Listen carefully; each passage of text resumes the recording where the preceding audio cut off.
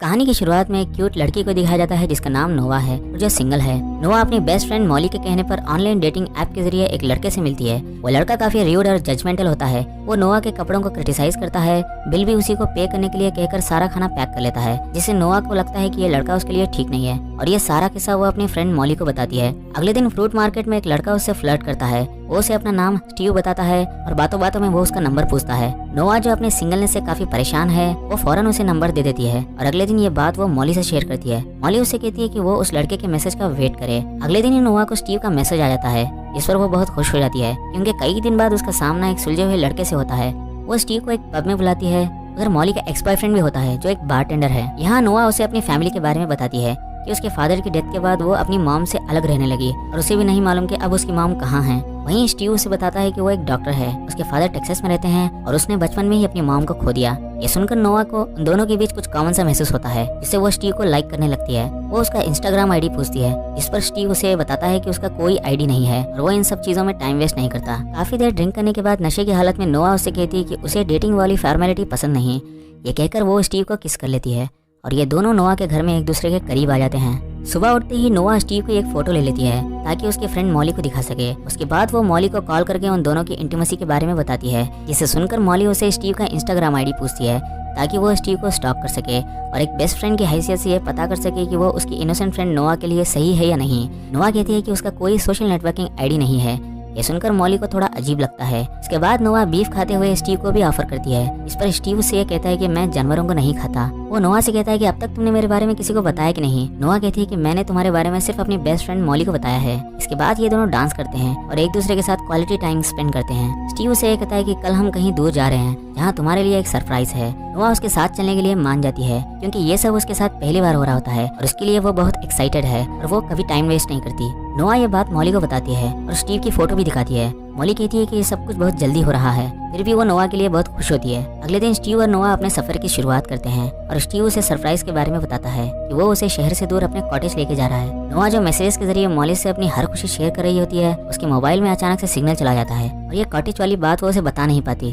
Finally ये दोनों एक खूबसूरत कॉटेज पहुंच जाते हैं और ड्रिंक करने लगते हैं। लिविंग रूम में स्टीव उसे कॉटेज की कुछ खास बातें बता रहा होता है। तभी नोवा का सर चकराने लगता है और वो बेहोश हो जाती है और जब उसे होश आता है तो उसके सामने स्टीव बैठा होता है। पूछती है कि क्या हुआ था। इस पर स्टीव से बताता है कि मैंने तुम्हें ड्रग्स दिया है। नोवा देखती है कि उसका एक हाथ चेन से बंधा हुआ है। उसे लगा कि स्टीव उसके साथ मजाक कर रहा है और वो उसे हाथ खोलने के लिए कहती है, पर स्टीव ऐसा नहीं करता। नोवा को बिल्कुल यकीन नहीं होता कि उसके साथ ये सब हो रहा है। स्टीव से बताता है कि मैं लड़कियों का मीट बेचता हूँ और इसके लिए मुझे बहुत पैसे मिलते हैं। मैं तुम्हारे साथ भी ऐसे ही करूंगा। मैं धीरे धीरे तुम्हारे जिस्म के अलग अलग हिस्सों को काटूंगा ताकि तुम्हारा गोश्त ज्यादा से ज्यादा दिन तक ताजा रहे। ये सुनते ही नोवा को गुस्सा आ जाता है, पर हाथ बंधे रहने की वजह से वो कुछ नहीं कर पाती।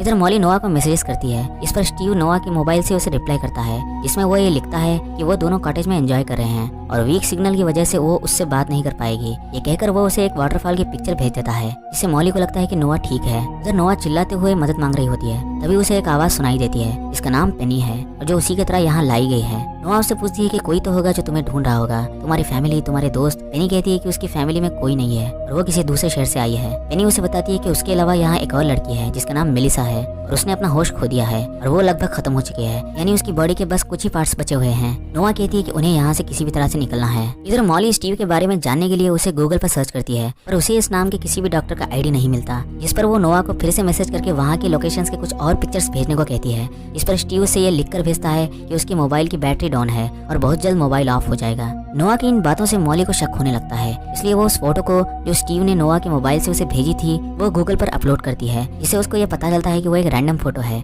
जो इंटरनेट से निकाली गई। यहाँ मॉली ये समझ जाती है कि नोवा के साथ कुछ तो गलत हो रहा है। अब हमें ये क्लियरली दिखाया जाता है कि स्टीव आखिर इन लड़कियों के साथ करता क्या है। वो रेफ्रिजरेटर से एक लड़की का पैर निकालता है और उसके पीसेस को पैक करके अलग अलग पेपर शिपर कार्टन में डालता है और उसी लड़की के अंडरगारमेंट्स उनमें रख देता है ताकि वो लोग उस लड़की को फैंटेसाइज करके खाएं। दरअसल ये एक तरह की कम्युनिटी होती है जो शैतान की पूजा करती है और इन पैक्स पर उनका भयानक लोगो भी दिखाया जाता है, जिनकी डिलीवरी के लिए एक अजीब से आदमी को रखा गया है। इसके बाद स्टीव नोवा के लिए खाना लेकर जाता है पर वो उसे खाने से मना करके ये कहती है कि उसे वॉशरूम जाना है, इस पर वो उसे वॉशरूम लेकर जाता है। रास्ते में नोआ वहाँ की सारी चीजों को याद कर लेती है ताकि मौका मिलते ही वो सही दिशा के जरिए यहाँ से निकल सके। वो भागने की कोशिश भी करती है पर स्टीव उसका सर दीवार से मारकर उसे बेहोश कर देता है और उसे सुनकर के पनिशमेंट के तौर पर उसके बटक्स को काट देता है, जिससे नोआ को बहुत तकलीफ होती है। इधर मॉली अपने एक्स बॉयफ्रेंड पॉल से मिलकर उसे स्टीव के बारे में पूछती है। हालांकि पॉल इन झमेलों में पड़ना नहीं चाहता, पर मॉली उसके एक्स गर्लफ्रेंड होती है, इसलिए वह स्टीव के कार्ड से जिसने उसने बिल भरा था उसके जरिए उसका पता निकालता है, जिससे ये पता चलता है कि उसका नाम स्टीव नहीं बल्कि ब्रेंडन स्टीव केम्प है। मॉली उसी नाम को फेसबुक पर सर्च करती है, जिससे उसे ब्रेंडन की फैमिली और उसके घर का पता चलता है। स्टीव की बीवी का नाम एन केम्प होता है और उसके 2 बच्चे भी होते हैं। वो सीधे उसके घर पहुंच जाती है और ये सारी बातें अपने एक्स बॉयफ्रेंड पॉल को चैट के दौरान सुनाती रहती है। इधर नोआ स्टीव से पूछती है कि तुमने मेरे साथ सेक्स क्यों किया। स्टीव से बताता है कि मैं तुमको पसंद करने लगा था पर वो मेरी गलती थी, तुम ज्यादा सोचकर स्ट्रेस मत लिया करो, ये तुम्हारे गोश्त के लिए हानिकारक है। वो टाइम पास के लिए नोआ को कुछ बुक्स देता है जिसमें ये लिखा होता है कि अगर तुम ये पढ़ रही हो तो समझो कि वो तुम्हें लाइक करता है, तुम इस बात का फायदा उठाकर उसे सेड्यूस करो, उसका इस्तेमाल करो। दरअसल ये लाइंस पिछली लड़कियों में से किसी एक लड़की ने लिखी होती हैं जिसको स्टीव लाइक करता था और जिसे वो लाइक करता है वो उसी के साथ ज्यादा बातें करता है और नोआ उनमें से एक होती है। उधर मॉली पॉल को मैसेज करके ये बताती है कि अगर मेरा मैसेज नहीं आया तो तुम समझ जाना कि मेरे साथ कुछ गलत हो रहा है। ये कहकर वो स्टीव यानी ब्रेंडन के घर जाती है। स्टीव की बीवी उसे सेलर समझकर उसे जाने के लिए कहती है, पर वो उसे कहती है कि मेरी फ्रेंड नोआ के गायब होने में शायद तुम मेरी मदद कर सकती हो क्योंकि तुम्हारा हस्बैंड उसे जानता है। ये सुनकर स्टीव की बीवी उसे अंदर बुला लेती है। इधर नोआ अपनी पहली चाल चलती है। वो स्टीव से पूछती है कि एक्चुअल में उस मीट का टेस्ट कैसे होता है, जिस पर स्टीव से अटेंशन देते हुए ये कहता है कि ये डिपेंड करता है कि वो मीट कहाँ का है और उसको पकाते कैसे हैं। इधर मॉली स्टीव की वाइफ को स्टीव की फोटो दिखाती है जो नोआ ने उसे भेजी थी। स्टीव की वाइफ एन उसे बताती है कि वो उसके हस्बैंड नहीं हो सकते बल्कि वो आज सुबह ही काम के लिए घर से निकले हैं। तभी वहाँ स्टीव आ जाता है। मॉली उसे नोआ के बारे में पूछती है,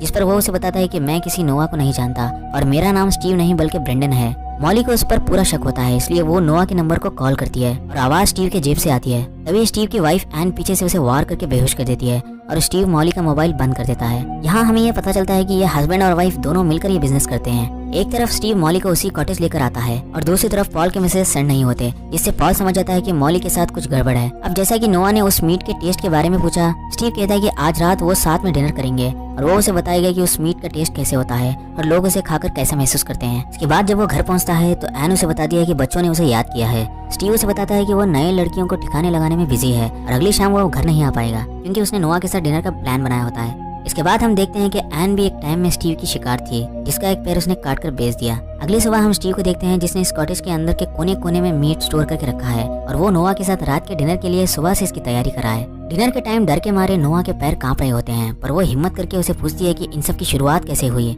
स्टीव उसे बताता है कि जब मैं 19 साल का था तो मैंने पहली बार उस मीट को चखा, जिसका एक अलग ही एहसास था। उस दिन तो मैंने इस सच को एक्सेप्ट नहीं किया क्योंकि मेरी फैमिली, मेरे फ्रेंड्स, मेरी सर्किल सब नॉर्मल लोगों से भरी थी, पर धीरे धीरे मुझे मालूम हुआ कि इनकी एक अलग ही कम्युनिटी है जो इसको रोज खाती है और मैं इस कम्युनिटी से जुड़ गया। दरअसल ये किसी और के लिए खुद को सौंप देने का एहसास है, उनसे हमेशा के लिए जुड़ने का एहसास है और ये सबसे खूबसूरत एहसास है और मेरे लिए प्यार का मतलब यही है। नोआ उसे पूछती है कि तुम लड़कियों को ही क्यों खाते हो, जिस पर स्टीव से ये कहता है कि दुनिया में मार्केट सिर्फ लड़कियों का है और लड़कियां टेस्ट में सबसे बेस्ट होती हैं। ये कहकर वो उसे एक डिश पेश करता है जो उसने नोआ के लिए अपने हाथों से बनाई है। नोआ उसे खाकर उसकी तारीफ करती है और अकेले में उल्टी कर देती है। तभी नोआ और पेनी को कुछ आवाजें सुनाई देती हैं, जिससे उन्हें लगता है कि स्टीव किसी नई लड़की को लेकर आया है। उधर पॉल को मॉली का लोकेशन एरर दिखाई देता है, जिससे वो घबरा जाता है। नोआ का इन सब में इंटरेस्ट देखकर स्टीव उसे एक ड्रेस गिफ्ट करता है, जिसे पहनकर वो उसके साथ रात को डिनर करती है। नोआ पूछती है कि ये किसका मीट है। स्टीव कहता है कि ये मेलिसा का मीट है। नोआ पूछती है कि क्या तुमने मेलिसा के साथ भी डिनर किया था, जिस पर स्टीव से उन सारी लड़कियों के फोटोज और मोबाइल फोन्स दिखाता है जिनको फंसाकर वो यहाँ लाया था। नोआ पूछती है कि इनमें मेरा सामान क्यों नहीं है, जिस पर स्टीव से कहता है कि वो मेरे पास है। दरअसल स्टीव ने कभी किसी लड़की के साथ कैंडल लाइट डिनर नहीं किया। नोआ ही एक लड़की है जिसको वो लाइक करता है। नोआ को उधर मॉली का मोबाइल भी दिखाई देता है, जिससे वो समझ जाती है कि यहाँ मॉली को भी लाया गया। इसके बाद ये दोनों काफी बातें करते हैं, जिससे स्टीव को लगा कि नोआ भी उसको समझने लगी है, पर नोआ यहाँ इमोशनल होकर रोने लगती है, जिससे स्टीव उसके हाथ खोलकर उसे संभालता है और ये दोनों डांस करते हैं। डांस करते करते ये दोनों एक दूसरे के करीब आ जाते हैं। तभी नोआ फ्रेश होने के लिए वॉशरूम जाती है। थोड़ी देर बाद ये दोनों फिर से रोमांटिक होते हैं और नोआ उसे बीजे देने के बहाने उसका हथियार काट लेती है और वॉशरूम से लाया हुआ टूथपेस्ट उसकी आंखों में लगा देती है। यहाँ एक तरफ स्टीव दर्द से तड़प रहा होता है और दूसरी तरफ नोआ उसे चाबियां छीन कर बाहर निकलने की कोशिश करती है। वो दरवाजा खोलने में कामयाब हो जाती है और सीधे उसकी फ्रेंड मॉली के पास जाती है। फिर ये दोनों पेनी को लेने के लिए जाते हैं। स्टीव उन्हें ढूंढता हुआ वहाँ पहुँच जाता है जहाँ वो लड़कियों को बुचर करता है।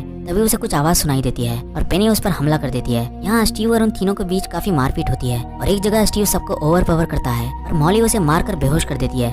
और नोआ उन सबका मोबाइल ले लेती है। इधर पॉल मॉली की प्रेजेंट लोकेशन को फॉलो करता हुआ कॉटेज के नजदीक पहुंच जाता है। तभी मॉली और नोआ दोनों पेनी को लेकर कॉटेज के सामने जंगल की तरफ बढ़ते हैं और स्टीव गन लेकर उनका पीछा करता है और कुछ गोलियां भी चलाता है, जिसकी आवाज सुनकर पॉल डरकर वहां से वापस चला जाता है। इधर ये तीनों अलग अलग दिशाओं में छुप जाते हैं। तभी स्टीव की वाइफ एन वहां पहुंचती है और कॉटेज के अंदर बिखरी हुई चीजों को देखती है। इधर मौका देखकर ये तीनों स्टीव पर हमला करके उसे चूहों की तरह काट लेती हैं और नोआ उसे गन से शूट कर देती है। इसी दौरान एन अपने बॉडीगार्ड के साथ स्टीव को ढूंढने के लिए जंगल में जाती है और उसी वक्त नोआ भी अपना छूटा हुआ मोबाइल लेने के लिए जंगल में आती है। एन को उसका हस्बैंड स्टीव मरा हुआ मिलता है, जिसे देखकर वो थोड़ी देर घबरा जाती है और बाद में अपने बॉडीगार्ड से कहती है कि वो उस लाश को रेफ्रिजरेटर में रख दे, जिसे ये मालूम होता है कि एन भी स्टीव के मीट को स्टोर करके बेचेगी। जैसे ही नोआ अपना मोबाइल लेकर पलटती है तो उसके सामने एन रोती हुई उससे ये कहती है कि मैंने सोचा कि ये कभी खत्म नहीं होगा, पर तुमने उसे मार दिया। नोआ पूछती है कि तुम कौन हो, जिस पर एन उसका गला दबाने लगती है और मॉली को उनकी आवाजें सुनाई देती हैं। नोआ खुद को बचाने के लिए कॉटेज की चाबियों से एन के गले पर 2-3 बार मारती है, जिससे एन नीचे गिर जाती है, मगर ऐसा लगता है कि वो नोआ को मारकर ही दम लेगी। वो नोआ को पीछे से हमला करती है। तभी मॉली आकर फावड़े से उसका सर फोड़ देती है।